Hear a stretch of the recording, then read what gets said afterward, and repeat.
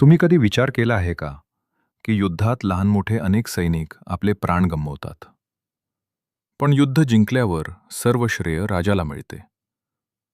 सत्तेच्या जगात फक्त कष्ट करणाऱ्याला कधीच मान मिळत नाही. मान मिळतो त्याला जो त्या कष्टाचा फायदा घेतो. सत्तेचा 7वा नियम तुम्हाला एक क्रूर पण कटू सत्य शिकवेल. दुसऱ्याकडून काम करून घ्या आणि त्याचे श्रेय स्वतःकडे ठेवा. कारण जग फक्त रिझल्ट बघतं. घाम कोणी गाळला हे कोणालाही लक्षात राहत नाही. जर तुम्ही स्वतःच्या हाताने सगळी कामे करत बसलात तर तुम्ही कधीच शक्तिशाली बनू शकणार नाही. एका सॉफ्टवेअर कंपनीमध्ये अजय आणि विजय नावाचे 2 सॉफ्टवेअर इंजिनियर्स होते. अजय हा खूप मेहनती होता. त्याला वाटायचं की आपण रात्रीचा दिवस करून कोडिंग केलं तर आपली प्रगती होईल.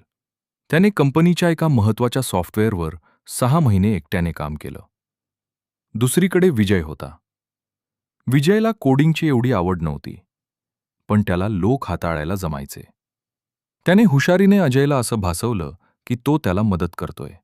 विजयने अजयकडून सर्व कठीण कोडिंग करून घेतलं आणि जेव्हा अंतिम प्रेझेंटेशनची वेळ आली तेव्हा विजयने अशा प्रकारे सादरीकरण केलं की जणू काही तोच या प्रोजेक्टचा खरा मास्टरमाइंड आहे. बोर्डाच्या सदस्यांना अजयच्या कष्टापेक्षा विजयच्या बोलण्यातला आत्मविश्वास जास्त आवडला. विजयला प्रमोशन मिळालं आणि कंपनीचा नवा चेहरा म्हणून त्याची ओळख झाली. अजय मात्र पडद्यामागे कोडिंग करतच राहिला. विजयने अजयची बुद्धी वापरली आणि स्वतःचं साम्राज्य उभं केलं. असे का घडलं? कारण सत्तेच्या जगात वेळ ही सर्वात महागडी गोष्ट आहे. जर तुम्ही तुमची शक्ती अशा कामात घालवली जी दुसरे लोक तुमच्यासाठी कमी पैशात किंवा तुमच्या मदतीसाठी करू शकतात, तर तुम्ही तुमची शक्ती वाया घालवत आहात. सत्तेवर बसलेले लोक कधीच स्वतः कष्ट करत नाहीत. ते तज्ज्ञांची बुद्धी आणि इतरांची मेहनत भाड्याने घेतात. यामुळे त्यांचं कामही होतं आणि त्यांचं नावही मोठं होतं. स्वतःची शक्ती वाचवा आणि इतरांच्या मेहनतीवर आपली प्रतिष्ठा निर्माण करा. मानवी मेंदू नेहमी अंतिम निकालाकडे बघतो. जेव्हा एखादा मोठा प्रोजेक्ट यशस्वी होतो तेव्हा लोक त्या टीममधील शेवटच्या माणसाला विचारत नाहीत, तर त्या टीमच्या चेहऱ्याला ओळखतात. याला हॅलो इफेक्ट म्हणतात. जर तुम्ही स्वतःला यशस्वी म्हणून सादर केलं तर लोक आपोआप गृहीत धरतात की हे सर्व तुमच्यामुळेच झालं आहे. मेंदूला गुंतागुंत आवडत नाही.